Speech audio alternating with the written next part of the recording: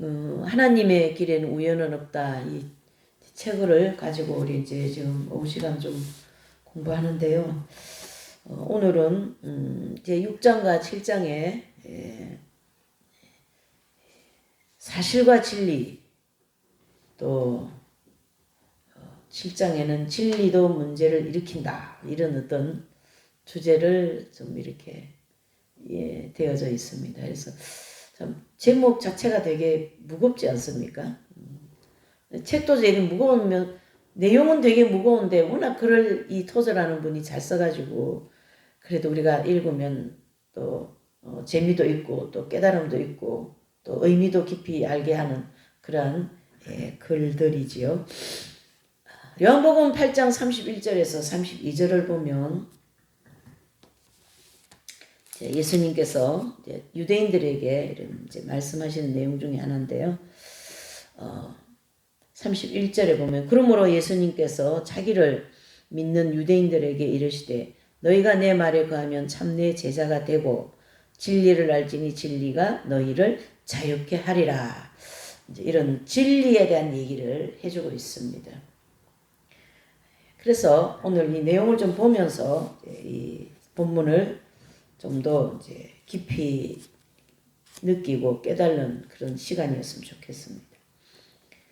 거기 첫 단락에 보면 20세기의 위대한 종교 사상가 중 한 사람이 우리 시대의 정신적 태도에서 발견되는 이상한 모순을 지적했다. 그 모순은 지식은 열렬히 사랑하면서도 진리를 소홀히 하는 보편적 경향이다. 이게 무슨 말입니까? 이제 위대한 20세기 위대한 종교 사상가 중 한 사람이 이 시대에 정신적 태도에 대한 그런 그 이상한 모순을 발견했는데요. 그 이상한 모순이 뭐냐면 지식은 열렬히 사랑하면서 지식을 엄청 사랑한다는 얘기예요. 근데 진리는 소홀히 하는 보편적 경향이 있다 이런 뜻이에요. 예. 참 이게 참 그렇죠. 진리는 막 지식을 막 열렬히 사랑하는 거예요. 사람들이 지식을 엄청 추구하지 않습니까? 좋아하고. 진리는 또 소홀히 하는 보편적인 그런 경향이 있다. 예. 한번 살펴보시죠. 지식을 사실, 노하우, 통계, 기술적 정보, 과학적, 기계적 기술로 정의할 경우 이런 지식을 향한 인간의 사랑은 너무 잘 드러나 있기 때문에 별도의 증명이 필요 없을 정도이다. 학교는 가능한 모든 지식을 최단 시일 내에 습득하겠다고 덤벼드는 열정에 찬 학생들로 바글바글하고 인쇄기는 유용한 정보로 가득 찬 책들을 끊임없이 찍어내고 있다.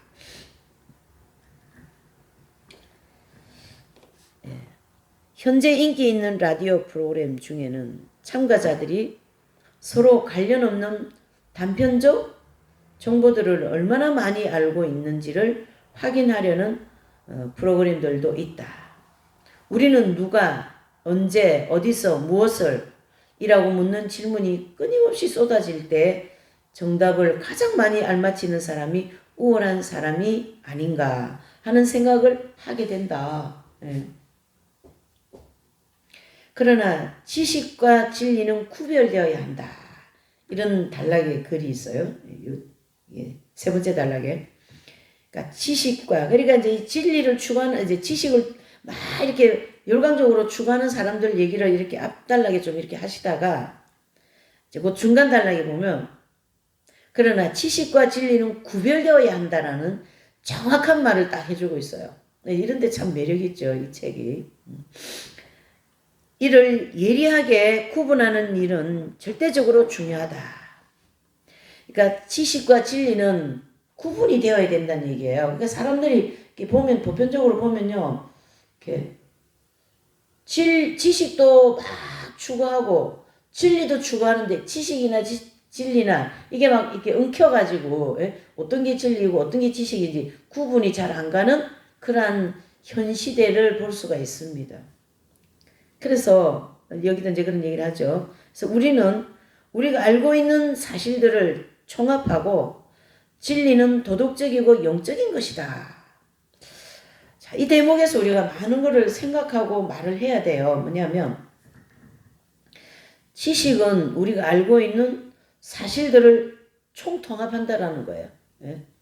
그 다음에 진리는 도덕적이고 영적인 것이다. 이제 지식은 말이죠. 우리가 이제 물론 이제 신학교에 가도 그렇습니다. 일반 대학을 가도 그렇고 자기가 이제 그동안 쭉 공부해 온 거, 자기 과에서 자기 이제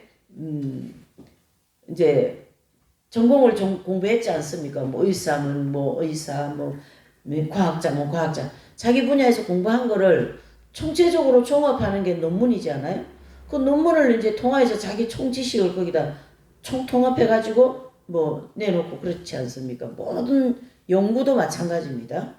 종합 연구해서 많은 어떤 물체에 대한 연구를 많이 해가지고 그거를 총통합해가지고 논문을 내가지고 이제 사실화하고 이런 형태로 하지 않습니까? 예. 그건 지식이라는 거죠. 그러나 진리는 그게 아니다라는 거예요. 진리는 총통합하고 어떤 분야만 가지고 막 연구하고 그게 아니다라는 거예요. 진리는. 네? 그러니까 진리는 도덕적이고 영적인 것이다. 이렇게 얘기합니다. 자, 도덕적인 것과 영적인 것을 조금 정리를 하면 성경은 최고의 도덕적인 말씀을 해주는 곳이 있어요. 그게 바로 마태복음 5장, 6장, 7장이라고 하는 그 산상수훈이죠.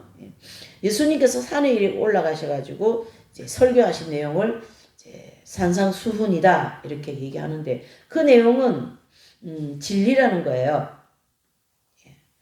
그 진리는 어떻게 증명할 수 있냐면 산상수훈에서 나오는 모든 말씀은 천국 들어가서 사는 사람들에게 해당되는 말씀이에요.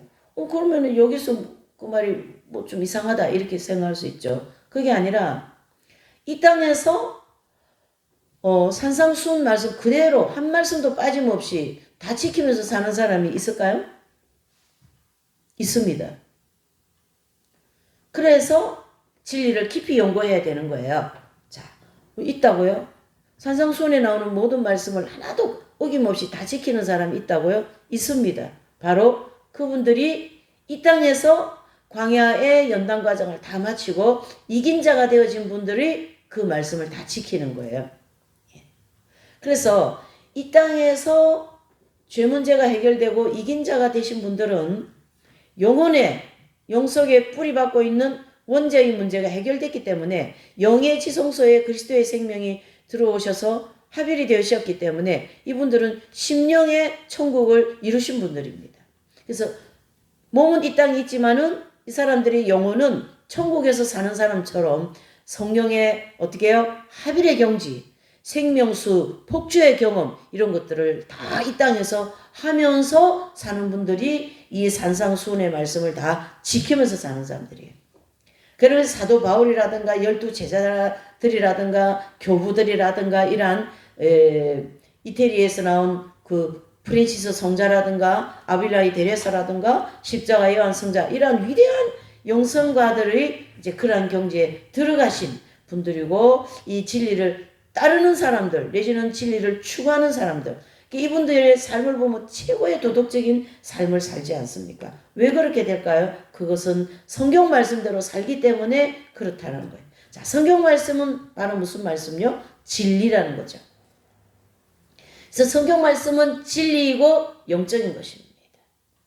그렇게 산상수훈 말씀을 그대로 따라 살라 그러면 영적으로 살지 않으면 안 되는 거예요. 정욕으로 충만하고 정욕적인 생활에 막 그렇게 해버리고 그렇게 죄는 말할 것도 없지만 그렇게 하면 그 진리를 따르는 사람이 될 수가 없습니다. 그런 영적인 삶을 추구할 때에 진리를 따르게 되고 진리를 따르니까 영적인 삶을 살게 되는 거예요. 그러니까 진리는 영적인 거다라는 게 맞는 거죠. 그러니까 마무리하면 예수님께서 내가 길이요 진리요 생명이다 이러셨거든요. 그러니까 예수님을 따라가는 길은 생명의 길이요. 예수님을 따라가는 길은 진리의 길이다. 이래 볼 수가 있는 거죠. 그러니까 뭡니까? 최고의 도덕적이고 영적인 것이다. 이렇게 정리를 해볼 수 있습니다. 그래서 지식과 진리는 다르다. 구분지어서 정리해야 된다. 그게 말이 맞는 거죠. 지식은 통합적인 거로 할 수 있어요. 진리는 통합할 수 없습니다. 영적인 것을 어떻게 통합을 합니까? 하나님의 진리를 예수님을 어떻게 통합합니까? 그 말이 안 되는 거죠. 지식은 통합할 수 있습니다. 그래서 지식과 진리는 구분해야 된다. 그 얘기를 하는 거죠. 사실을 아는 지식으로 머리를 가득 채워도 아무 유익을 얻지 못할 수 있다. 사실에는 도덕적, 영적 의미가 담겨 있지 않기 때문에 사실. 그러니까 이제 과학적인 지식, 의대, 그렇죠? 의과에 대한 지식, 이런 다양한 지식들을, 법과에 대한 지식, 이런 것들은 영적인 건 아니거든요. 영적인 게 아닙니다. 천국에 법 공부할 게 뭐 있어요? 천국에는 법 공부할 필요 없어요. 죄 짓는 일이 없는데 법이 왜 필요해요? 하나님의 법이 필요하지, 하나님의 법이. 예. 이 땅에 그런 법이 필요 없습니다. 천국에 과학이 왜 필요합니까? 예. 천국에 반도체 기술이 왜 필요합니까? 필요 없어요. 영적인 게 아니라는 거예요, 그것은. 천국에 해당되지 않기 때문에 영적인 게 아니죠. 그래서 그러니까 지식으로 머리를 가득 채워도, 그러니까 지식은 머리를 가득 채울 수 있지만 영적인 건 아니다. 그 얘기를 하는 거죠. 사실에는 도덕적, 영적 의미가 담겨 있지 않기 때문이다. 사실과 진리의 관계는 시체와 사람의 관계에 비유될 수 있다. 사실은 진리가 외적 생활과 상황 속에서 나타날 때 이용되는 통로이지만 이런 사실이 진리의 내적 본질에 의존하지 않을 때는 아무 의미를 갖지 못한다.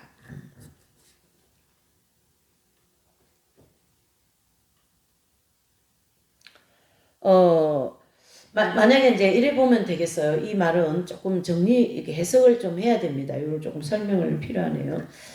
만약에 이제 우리가 몸이 많이 아프지 않습니까? 그러면 이제 병원을 가서 내가 아픈 거에 대해서 어디 수술해야 된다, 당이 있다, 암이 있다, 이렇게 이제 그 변명이 나오잖아요. 그런 건 다 영적인 건 아니에요. 그러나 내가 만약에 이제 병이 들었습니다. 이번에도 이제 제가 이제 대상포진 때문에 이제 병이 왔어요. 이제 대상포진이 걸렸단 말이에요. 대상포진 자체는 영적인 게 아니죠. 그러나 대상포진이 걸림으로써 제가 병원에도 입원하고 또 병원에 이제 며칠 이렇게 입원하면서 그 안에서 또 이제 좀 영적으로 기도하려고 그러고 주님이 좀 몸을 연약하게 해놔가지고 좀 더 겸손해지려고 그러고 내가 이제 영적으로 잘 못 사니까 주님이 이런 또 아픔을 주시는 갑이다. 또 회개하라고 내지는 사순절 동안 주님의 고난에 동참하라고 이렇게 이제 그 아픈 거를 영적으로 접목하면 그 영적인 게 되는 거예요. 그래서 그 선생님 같으신 분은 그 육체 로마티스 관절이라는 그런 희귀병이 오셔가지고 그 병을 통해서 이긴 자가 되어버리는 거거든. 병이 이긴 자가 되게 한 게 아니라 병이 나를 연약하게 만들고 겸손하게 만들고 사회활동 못하게 만들고 하는 그게 병이잖아요. 그러니까 사람이 겸손해질 수밖에 없고 마음이 순수해지고 세상에 때를 덜 묻게 되고 말이에요. 그러니까 지식을 영적인 거에 이렇게 접목하면 의학적인 지식을 영적인 거에 내가 이제 의학적인 지식을 이제 가지고 이제 아프리카 같은 데 가서 진찰도 해주고 수술도 해주고 그 아픈 골문 거 다 이렇게 수술해주고 말이죠. 약도 놔주고 항생제도 주고 말이지. 그렇게 의학적인 지식을 갖고 이 사람을 고쳐주는 건 영적인 거예요. 그래서 예수님도 믿게 하고 복음도 전파하고. 그러나 의학적인 지식 자체는 영적인 게 아니라는 거예요. 그걸 영적으로 사용할 때 영적인 게 된다. 그 얘기를 하는 거예요. 아주 정확하게 얘기하는 거죠. 그러니까 우리가 좀 이래 몸이 아프고 그러면 사람이 좀 변하지 않습니까? 몸이 아프고 아니면 막 이렇게 사업이 망해가지고 막 그러면 그런 어떤 내가 육적인 걸 가지고 있는 걸 많이 이렇게 없어지고 빼앗기면요 사람이 겸손해지고 숙연해지고 좀 자기 힘이 좀 빠지는 거예요. 자기 힘이 좀 빠지는 거예요. 자신만만인 거예요. 막 사업도 잘 되고 공부도 많이 하고 막 아는 것도 많아가지고 그러면 막 그 지식들이 막 자신을 의기양양하게 만드는 거죠. 예, 지식만 많으면 뭐 교만밖에 더 발전하겠어요. 크게 뭐 예. 어쨌든 그래서 사실은 진리와 외적 생활과 상황 속에서 나타날 때 이용되는 통로이지만 일단 정확하게 얘기했죠. 사실은 진리와 외적 생활과 상황 속에 나타날 때 이용되는 통로이다. 그렇죠? 그러니까 이제 내가 의학 지식이 있으니까 당신은 암입니다. 당신은 뭐 이렇게 해서 뭐 연구실에 있으면 막 열심히 연구를 해서 이거는 이 사람한테 암이다 이거. 응? 뭐 조직 검사 같은 거 이렇게 하게 되지 않아요? 예, 그렇게. 이런 사실이 진리의 내적 본질에 의존하지 않을 때는 아무 의미를 갖지 못한다. 그러니까 이 사실을 갖고 영적으로 접목하지 않으면 아무 유익이 없다. 이런 뜻입니다. 그냥 뭐 그 지식을 갖고 내 돈 버는데 뭐 내가 잘 먹고 잘 사는데 재산 촉촉한데 그런데 뭐 사용해버리면 오히려 영혼이 피폐해지는 거죠. 아주 도움이 안 됩니다. 예. 그리스도인은 우선적으로 진리에 관심을 갖는다. 특히 육체로 오신 진리이신 분에게 관심을 갖는다. 물론 사실을 간단히 무시해버리면 안 된다. 우리는 실제적 가치를 위해서라도 사실을 알아야 하며 사실이 진리를 위해 봉사하도록 해야 한다. 이거 정확한 얘기죠. 사실이 진리를 위해서 봉사하도록. 지금 좀 전에 제가 설명했잖아요. 의학적인 지식을 가지고 영혼 구원하는 데 사용하고 또 뭐 이런 핸드폰 같은 거 핸드폰 자체는 진짜 뭐 그냥 쇠붙이나 마찬가지죠. 근데 그걸 통하여 성경 공부도 하고 찬양도 배우고 뭐 영적인 걸 이렇게 설교도 듣고 하는 그러면 그 쇠붙이 같은 거 핸드폰이 영적으로 사용된다라는 거예요. 이런 사실은 영적인 걸 이렇게 연결하는 하나의 통로가 된다 이런 뜻이죠. 하지만 사실이 그리스도 안에 숨겨진 지혜와 지식의 모든 보화를 대신하도록 허락해서는 안 된다. 이제 그게 허락되지도 않은 거예요. 그 지식과 보화를 다 허락될 수도 없어요. 어떻게 그 지식이 진리를 이겨먹을 수 있어요? 지식은 그냥 지식으로 남는 거지. 도덕적으로 혼란스러운 이 시대에 진리는 우리의 충성을 받아야 할 주인으로 항상 대접받지 못하고 오히려 진리 밖에 있는 목적을 이루는데 이용되며 종으로 취급받고 있다. 이 짤막한 대목에 보면 진리에 대한 소홀함에 문제가 많다라는 얘기를 계속 해주고 있는 거예요. 진리를 소홀히 하지 말라. 그리고 사실과 진리를 정확하게 구분하여서 우리는 뭘 해야 돼요? 진리를 따라가는 영적인 사람이 되어야 된다. 네. 그래서 여기서 지금 얘기하는 이 진리를 잘 따르고 또 내가 알고 있는 지식을 가지고 진리 속으로 들어오게 하는 그런 통로를 잘 지혜롭게 이렇게 해 나간다면 그 사람은 굉장히 복을 받을 수 있는 사람이 되죠. 그리고 영적으로 성장하는 사람이 될 수가 있습니다. 예. 그래서 이제 이 시대에 지금 우리가 이 살아가고 있는 이 시대는 뭐라 할까요? 지식의 고도의 그 발전 속에 살아가고 있어요. 그래서 다니엘서 말씀한 것처럼 마지막 때 되면 지식이 고도로 발달한다 그랬거든요. 그러니까 지금은 뭐 로봇가 다 말하고 또 로봇가 다 사람 대신 역할을 하고 로봇 AI 그렇죠? AI가 한 사람과 은행에서 만약에 한 달에 하면 뭐 한 10억 정도의 돈에 대한 관계되는 일을 해야 되면 AI를 통한 한 사람이 그 일을 다 해낼 수 있어요. 더 많이 할 수 있어요. 그만큼 지식이 고도로 발달되어진 시대를 우리가 살아가고 있습니다. 마지막 때 징조라고 할 수가 있죠. AI 이거는 마지막 때 마지막으로 우리 인간 세상에 이제 그 지식을 추구하는 그런 통로가 되는 거죠.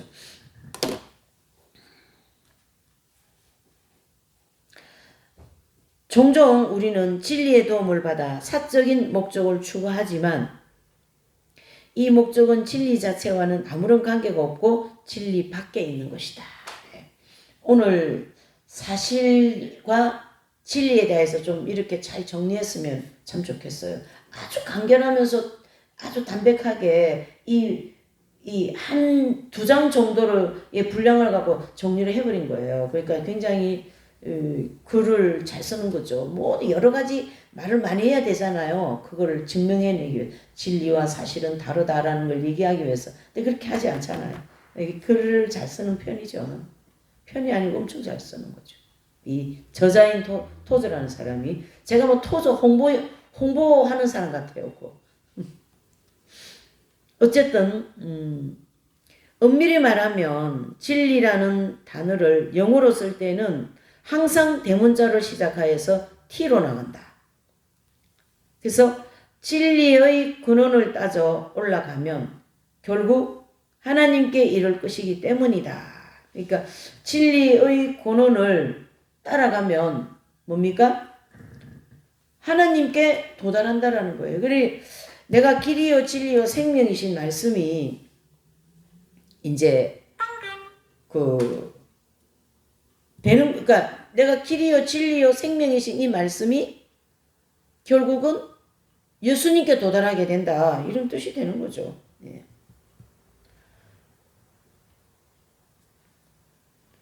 그러니까 참 이게 우리가 이 진리를 따르는 게 뭔지, 그러니까 진리를 따르는 게 뭔지 그거를 우리가 잘 이렇게 진리를 따르는 게 뭔지 그거를 우리가 잘 알아야 된다 이런 뜻입니다. 진리를 따르는 게 뭘까요? 제가 찾은 정보입니다. 아주 뭐지? 진리를 따르는 게 뭘까요?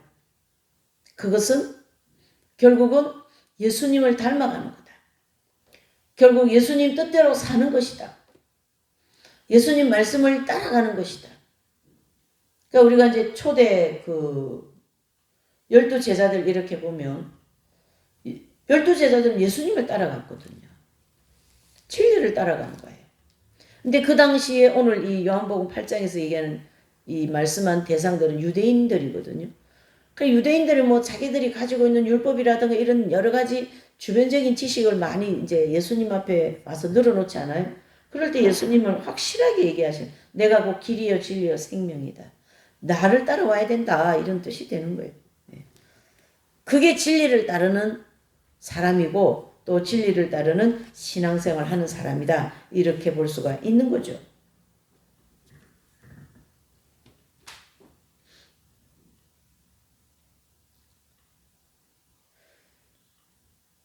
그래서 진리는 근원을 따져 올라가면 결국 하나님께 이르기 때문이다. 딱 맞게 말하죠. 이런 이유로 인해 진리는 언제나 종이 아니라 주인이 되어야 된다. 근데 이제 진리는 종이 아닙니다. 진리는 주인인데 우리의 의식과 우리의 생활 보면 진리가 종이요. 종이. 얼마나 슬픈 사실입니까? 사실이 슬픈 사실이죠. 그래서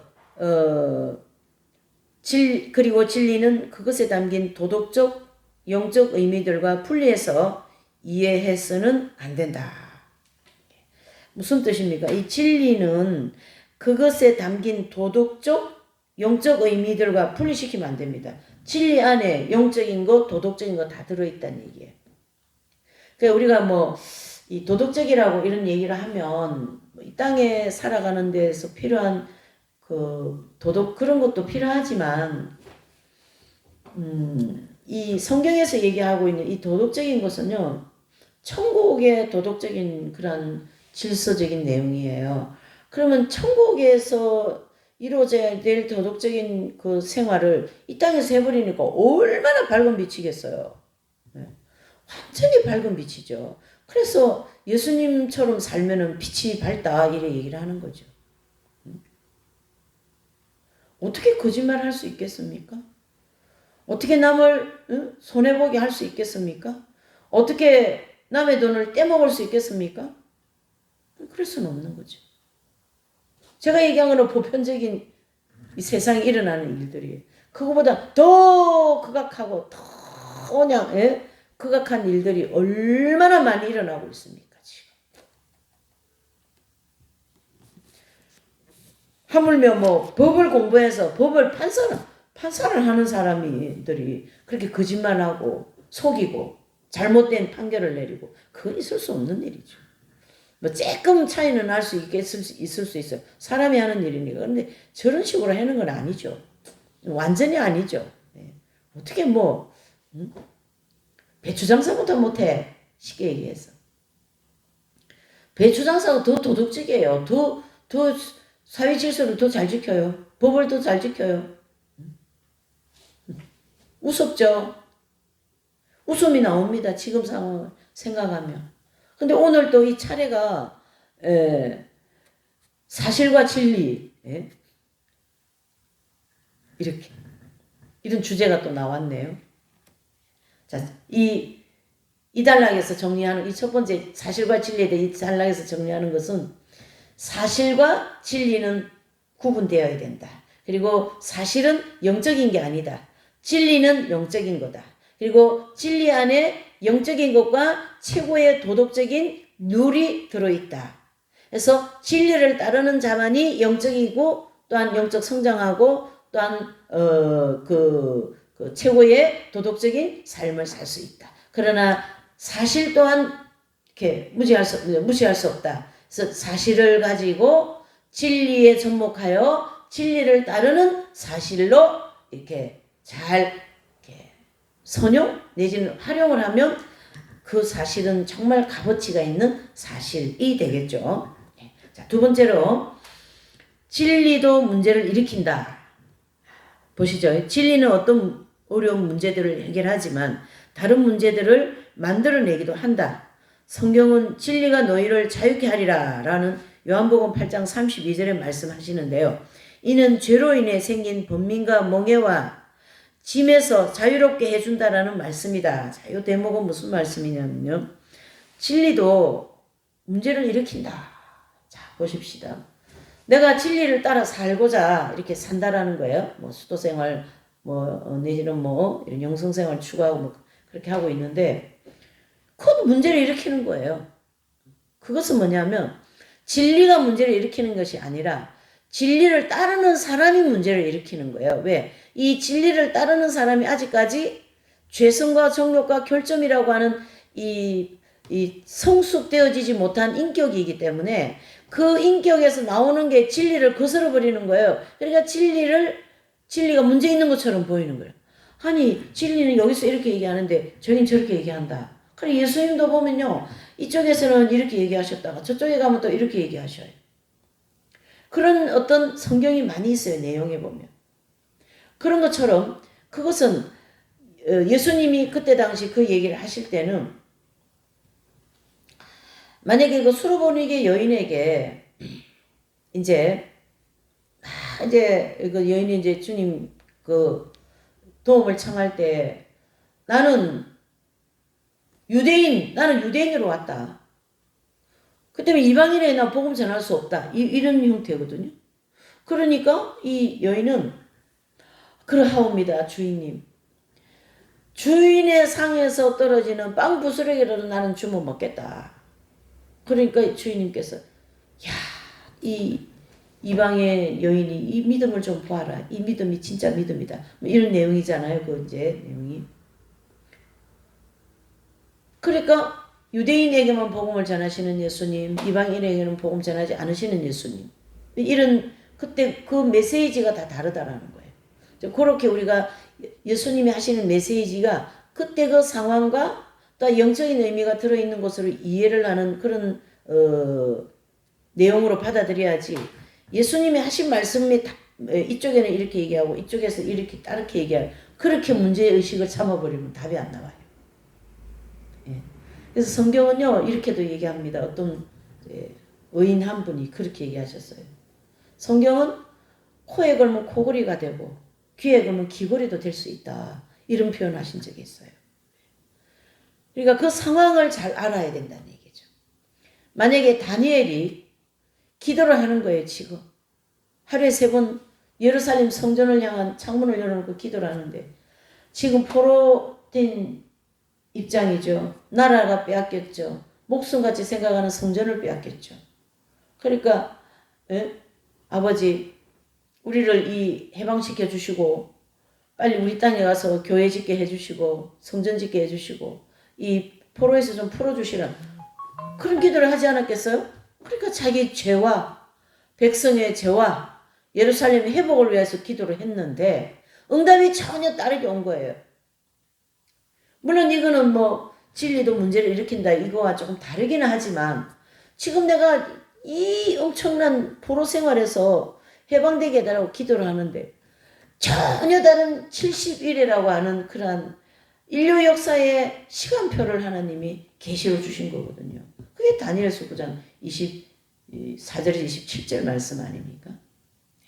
그러니까 하나님은 그 상황에 따라서 하나님의 구원 사역의 필요에 따라서 말씀을 하시는 거예요. 귀신을 쫓아내는 것은 이 사람을 내가 구원시켜야 되겠다라는 입장에서 귀신을 쫓아내 주신 거거든요. 천국에 대한 말씀을 하실 때는 천국에 대한 말씀이 이 사람들에게 꼭 필요하기 때문에 천국에 대한 말씀을 해주시는 거예요. 오늘 이 본문에도 유대인들이 자기들의 그런 지식, 율법적인 그런 걸 자꾸 예수님을 걸고 넘어지고 예수님에 대한 그 어떤 그 트집을 잡으니까 예수님께서 뭐라고 말씀하세요? 진리가 너희를 자유케 할 것이다. 무슨 말씀이에요 지금? 우리 율법을 쫓아가는 율법주의자들인데. 그러니까 그 사람들한테 너희들이 듣던 말든 나는 너희들이 필요한 말을 해주겠다 이런 뜻이거든요. 영적인 것이죠. 우리는 사람의 기미에 맞춰서 말을 잘하거든요. 그 사람이 맞게 얘기를 해요. 물론 그런 것도 필요하지만 근데 예수님은 그렇게 안 하셨어요. 그래서 충돌이 일어나는 거예요. 그 당대에 유대인들이 알고 있는 것과 예수님이 하시는 얘기는 완전히 반대적인 그런 얘기니까 충돌이 일어나서 예수님 더 미움을 받는 그런 이제 생활을 하셨죠.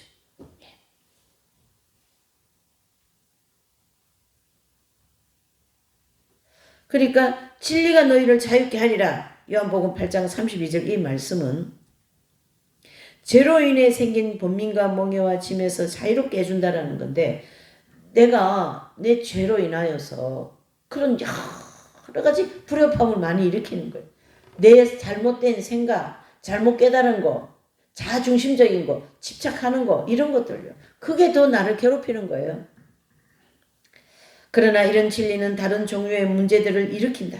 그럴 수밖에 없는 것은 우리가 거짓에 푹 빠져있는 세상에서 진리를 마음에 품고 살아야 하기 때문이다. 진리가 영적, 도덕적 문제를 지적하면 인간 사회는 아주 차분히 한 마음이 되어 진리에 대항한다. 차분히 한 마음이 되어서 무슨 뜻입니까? 모두가 다 한 마음이 되어서 예수님께 돌을 던지는 거죠. 그래서 다 못 박아라 못 박아라 예수님께 돌을 던지고 막 그렇게 하지 않습니까?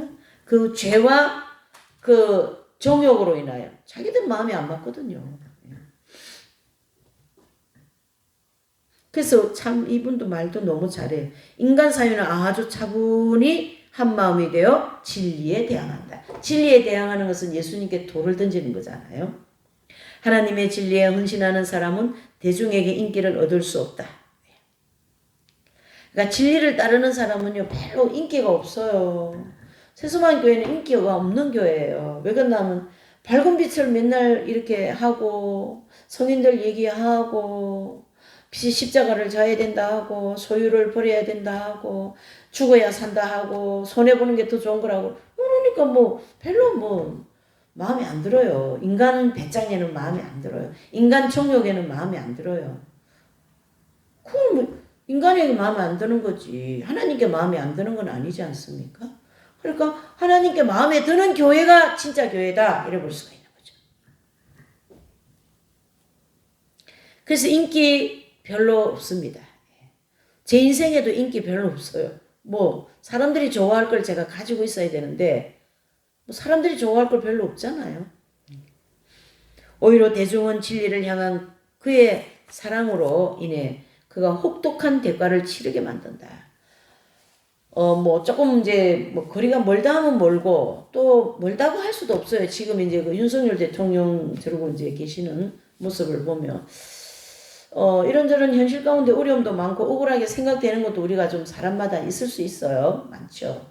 근데 윤석열 대통령 생각하면 힘이 날 것 같아요. 오히려 또 살아야 되겠다는 마음 생길 것 같아요. 그렇게 억울한 일을 당하면서도 지금 더 하나님께 기도하고 있다고 이래 하니까 참 진짜 아주 그냥 완전히 진짜 시대의 영웅이 난 것 같아요. 시대의 영웅.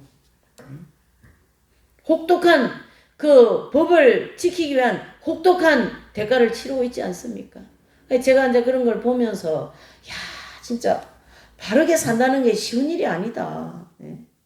그러니까 뭐 안종원 의사나 유관순 누나 이런 분들 그 나라를 되찾기 위해서 그 외세의 침범을 막기 위하여서 그 대한독립 만세를 부르면서 총칼을 앞에 말이죠. 그런 삶이라는 것은 쉬운 일이 아닙니다. 이 주기철 목사님은 십계명 중에 남의 다른 신을 섬기지 말라 그랬잖아요. 그걸 지키기 위해서 그렇게 신앙참배 아닌 거거든요. 그 말씀을 지키기 위하여 진리를 따르기 위하여서 그래서 막 산정은 교회가 문 닫고 감옥에 가고 막 목사님이 결국 감옥에서 이긴 자 되고 순교자 되고 막 이렇게 되지 않습니까? 왜 진리를 따르니까 엄청난 대가를 치르는 거죠. 그러나 그게 결코 헛된 것이 아닙니다. 절대 헛되지 않습니다. 옳은 것을 위하여 내가 손해보는 것 같은 지금 이 세상에 사는 것 같죠? 아니요. 손해 안 봅니다. 걱정하지 마세요. 네. 언제든 또 어디에서든 누군가의 진리의 화신으로 살아간다.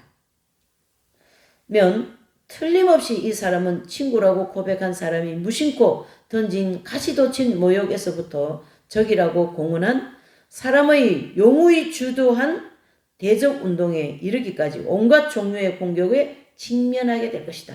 야, 이분 진짜 무슨 뭐 지금의 대한민국을 무슨 이분 저자는 돌아가셨거든요. 근데 그때 이 대한민국 앞으로 일어날 일을 보신 것 같아요. 예? 참. 이 진리를 혹독한 그 대가를 치르는 이 사람은 친구라고 고백한 사람이 무심코 던진 가시돋친 모욕으로부터 적이라고 공언한 사람의 용이 주도한 대적 운동에 이르기까지 온갖 종류의 공격을 직면하게 될 것이다. 지금 직면해 계시지 않습니까? 지금 우리 역사를 보면 그렇죠? 이순신 장군도 막 그 왕까지 선조 왕까지 장군을 막 시기해가지고 불러 올리고 또 감옥에 넣고 고문하고 나라 지켜야 된다는 그 오직 하나 일념으로 그 혹독한 대가를 치르고도 또 불러내지 않습니까? 전장의 자리로. 그리고는 또 뭡니까? 참 이순신 장군 영화 또 한번 보고 싶은 마음이 생기려고 그러네. 그런 엄청난 옳은 의죠. 옳은 의. 옳은 의. 이 옳은 의를 따르는 이 인생은 그 혹독한 대가를 치르는 거예요, 여러분. 너무 가치 있지 않아요? 혹독한 대가를 치르는 거예요.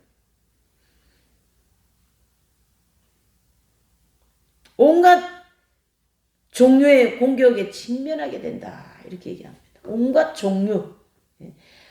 이순신 장군 같은 분은 뭐 선조 왕으로부터 그 주변에 막 중신들 또 그 뭐 장군들도 막 이순신 장군이 나가는 때마다 전쟁에서 이기고 들어오고 하니까 막 승승장구하지 않습니까? 이 막 뭐 이 뭐라 계급이라 그러나 그게 막 올라가니까 막 시기 질투해가지고 막 깎아내리려 그러고요, 또요. 예? 한쪽에는 깎아내리려 그러고, 또 일본하고 저 명나라는 막 이렇게, 예? 사바사바 해가지고 또 이순신 장군을 다 모함을 해는 거예요. 이간질을 하고 말이죠.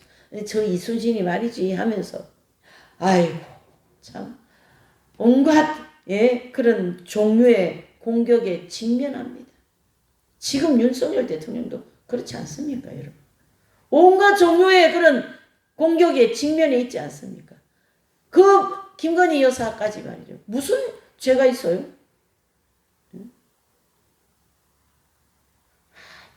참 너무나 이 글이 예, 멋지지 않아요? 이런 입장에 처한 진리의 사람이 가지는 문제는 이런 공격을 어떻게 사랑의 마음으로 받아들이겠는가 하는 것이다.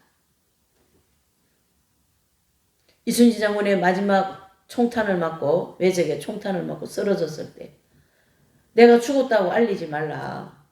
전쟁 중이다. 전쟁에 임하라. 그런 부하들한테 명령을 하지 않습니까? 그 나라를 사랑하는 마음이 말이죠. 그 윤석열 대통령들이 방송 하나씩 한 번씩 이렇게 나오는 거 보면은 그런 멘트들을 보면은 이 청년들과 이 국민들, 예? 이 선한 국민들, 착한 국민들 때문 이 국민들이 나 때문에 고생하는 거 마음이 아프다. 그 영화 이제 이렇게 보면 이런 대목 나옵니다. 이순신 장군 영화인데요. 이제 손조가 이제 불러 올리는 거, 장군을 불러 올리는 거 이제 누명을 또 씌운 거죠. 그래가지고 이제 그 옛날에는 뭐 이런 이런 뭐라 그러나 그 소 끄는 그 구루마 같은데 이렇게 뭐 나무로 이렇게 해가지고 이제 그 안에 묶어 갖고 넣어서 죄인을 데려가지 않습니까? 그런데 막 이제 이순신 장군이 그게 나무 그 안에 이제 감옥 같은 그 안에 그 이제 구루마 같은 거기서 이제 실려가지고 근데 다 보이잖아요. 그러니까 막 이제 그 백성들이 말이죠. 막 장군님 잡아가면 안 된다고 막 온 주변에 있는 백성들이 와가지고 그 구루마를 못 끌고 가게 하고 막 군사들한테 그렇게 하니까 그 이순신 장군의 멘트가 참 난 그 기억에 잊어버리지도 않아요. 뭐라고 하냐면 여보게들 이렇게 하지 말라고 이 지금 여기 이제 당신을 잡아가는 그 병사들 있죠. 이들도 참 피곤한 제 표현으로 고난 인생을 사네. 왜그러면 이 선조가 위에서 잡아오라니까 또 잡아가고 이거 얼마나 고생이 많고 참 피곤한 인생입니까? 이들도 고생이 많으니 이들 괴롭히지 말고 나를 빨리 잡아가게 여러분들이 이래 하지 말라 이 뜻이잖아요.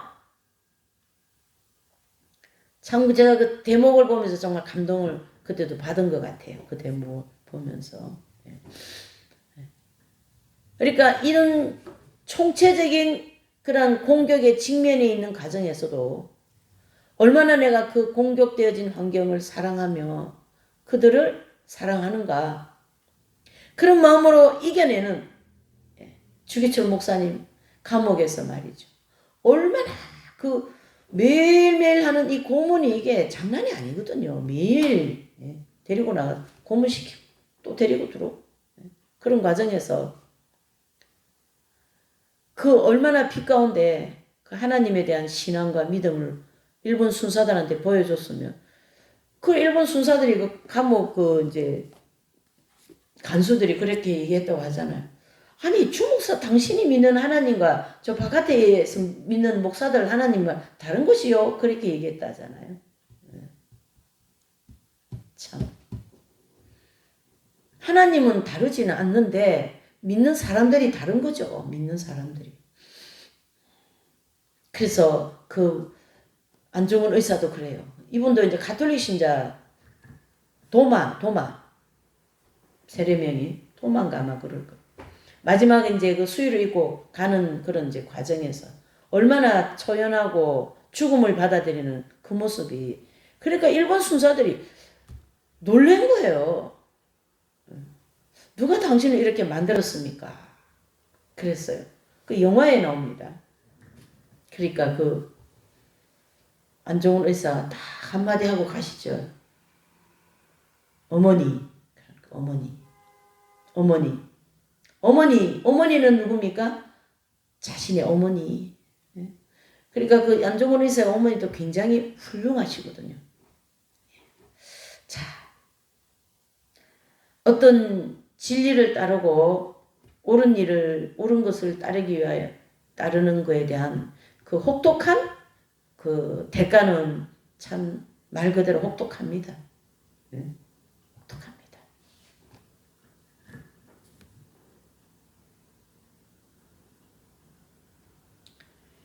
이런 입장에 처한 진리의 사람이 자기의 문제는 이런 공격을 어떻게 사랑하는 마음으로 받아들이는가 하는 것이다. 제가 이제 뭐 이순신 장군부터 주기철 목사님 이래 여러분들 얘기했는데 이분들은 그런 옳은 거를 따르기 위하여 내지는 진리를 따르기 위하여서 받는 그 엄청난 혹독 앞에서 그 공격 앞에서 온갖 종류의 공격 앞에서 초연했고 죽음을 받아들였고 또 나라를 건지고 이러한 그 위대한 우리 독립 그 운동가 내지는 일제시대에 저 만행에 맞서서 손양원 목사님 또 두 아들 그렇죠?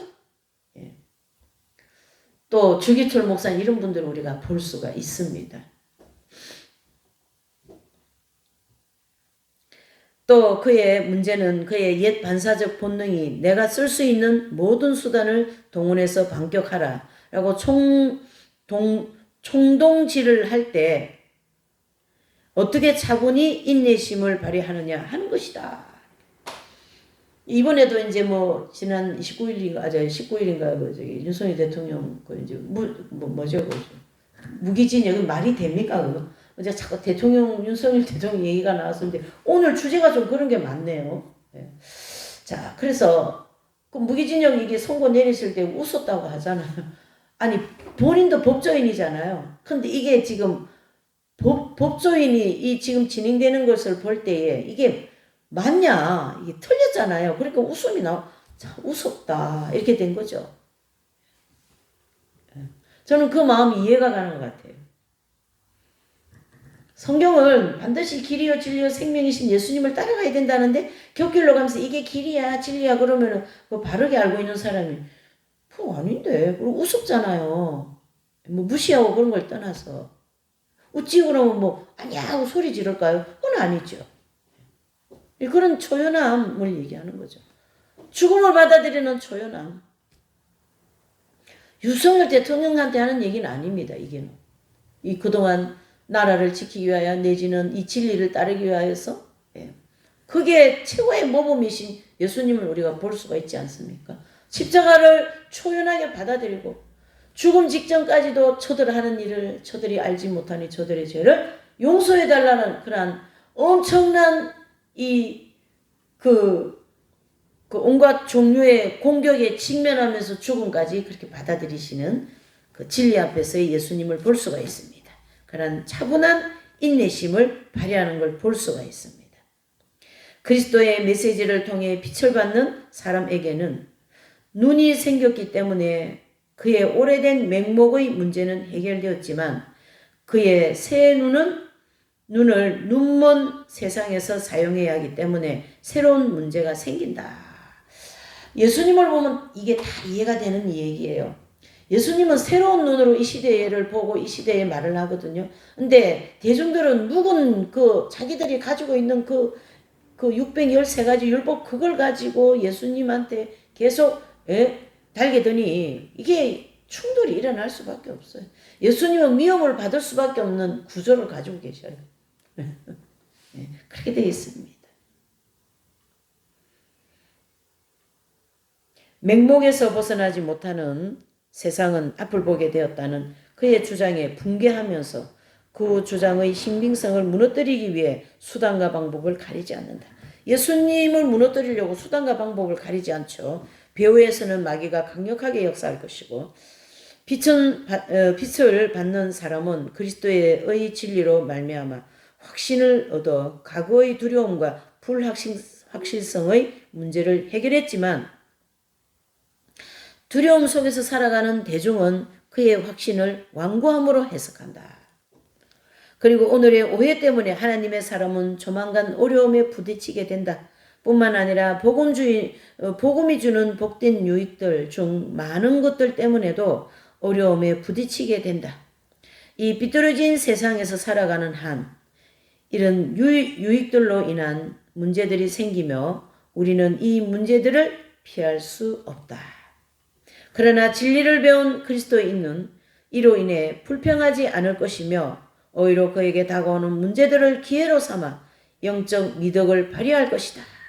제가 참 오전 설교도 그렇고 오후 설교에도 그렇고 참 저한테 너무 찔리는 게 많아가지고 제가 할 말이 없어지려고 그래요. 그러나 강의를 해야 되니까 제가 말을 하는 거예요. 다 저한테 하는 얘기 같습니다. 그러나 그것들은 자신의 삶을 깨끗하게 하는 유익한 연단의 기회로 바꿀 것이며 주님이 고난을 허락하신 것을 기뻐할 것이다. 그리스도인에게 다가오는 시련이 아무리 혹독하다 해도 오래 지속되지는 않지만 그로 인한 고난의 복된 열매들은 만세에 걸쳐 계속될 것이기 때문이다. 이제 이긴 자들을 보면 정말 그들의 삶이 정말 그 연단 속에서도 또는 시련 속에서도 언제나 성령의 열매를 그런 맺어가는 그런 빛된 모습을 볼 수가 있습니다. 십자가와 성자 같은 경우에도 영적으로 잘 산 것 때문에 그 동료들이 시기해가지고 똘레도 감옥에 집어넣었거든요. 집어넣었단 말이죠. 들어가게 했거든요. 그래서 거기서 약간 9개월, 약간 1년 정도 거기서 이제 혹독한 그들의 그 막 무시, 질타, 온갖 그런 것을 받으면서 영적으로 쫙 이긴 자 경지에 들어가는 그런 그리스도와의 합일의 경지에 들어가는 그러한 놀라운 결실을 만들어낸 예도 볼 수가 있습니다. 그래서 우리가 사실은 현실적으로 우리가 추구하는 지식이나 이런 모든 것들이 될 수 있지만 그건 영적인 건 아닙니다. 하지만은 그것을 영적으로 가기 위한 이제 이렇게 사용하고 또 접목하고 하면 진리를 따르는 사람이 될 수가 있는 거죠. 지금 사순절을 우리가 보내고 있는데 더 이제 진리와 길이요 진리요 생명이신 예수님을 잘 따르시면서 또 그 좀 귀한 그런 그 사순절을 보내시고 그 십자가의 죽음을 받아들이신 예수님의 모습을 우리가 또 본받고 또 내가 좀 손해났다 할지라도 손해 많이 봤거든요 저도. 근데 그것이 결국 저한테 영적인 유익이 되는 거죠. 그렇게 하면서 영혼을 더 사랑하는 마음, 영적인 걸 더 추구하는 그러한 사순시기와 우리 모든 신앙이 되시길 예수님 이름으로 축복하면서 기원드립니다. 기도합니다. 하나님 아버지, 오늘 이 토저 이 내용이 너무나도 우리에게 깊은 진리를 깨닫게 해주시고 또 현실 가운데 이 거짓되고 왜곡되어 있는 이 세상에서 모든 어려움 또 괴로움을 겪는다 할지라도 진리를 따르는